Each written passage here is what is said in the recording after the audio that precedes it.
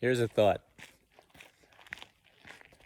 Came to mind as I was out on my walk, blazing fall sunshine.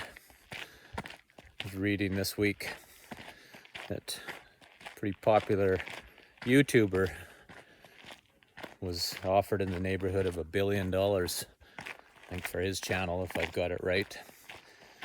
And I was listening, reading Gary Vaynerchuk, big social media presence marketer, talking about this, and he had done a little video piece on it too as well, just talking about the fact that the folks that were scoffing at it 1 billion, thinking that was insane, and he was suggesting, well, no, actually, you should probably get 10 billion for it.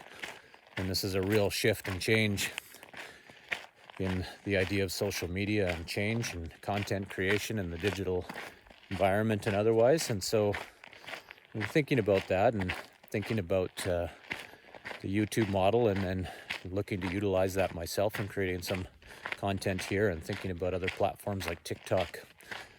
And I've got a theory, and part of that theory is that I think the video content platforms will be incredibly powerful over time, and have been, and part of the reason may be around literacy rates. And in Canada, where I live, various studies over the years that quite clearly document that about 50% of the population, so somewhere in the neighborhood of close to 20 million, all depending how we break down adult population and otherwise, but 50% of the population doesn't have the English literacy, or potentially French literacy, or other languages in other areas, to be able to navigate day-to-day life, literacy and numeracy.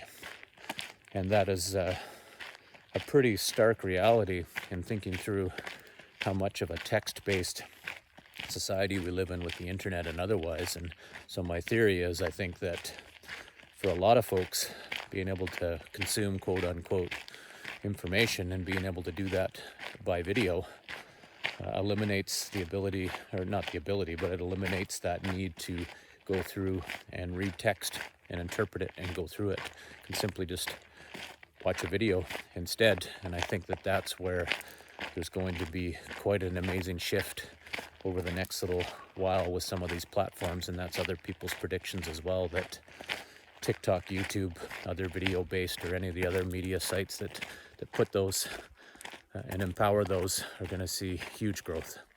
What do you think? Agree? Disagree? Somewhere in the middle? Don't care? Leave a comment. Curious to hear.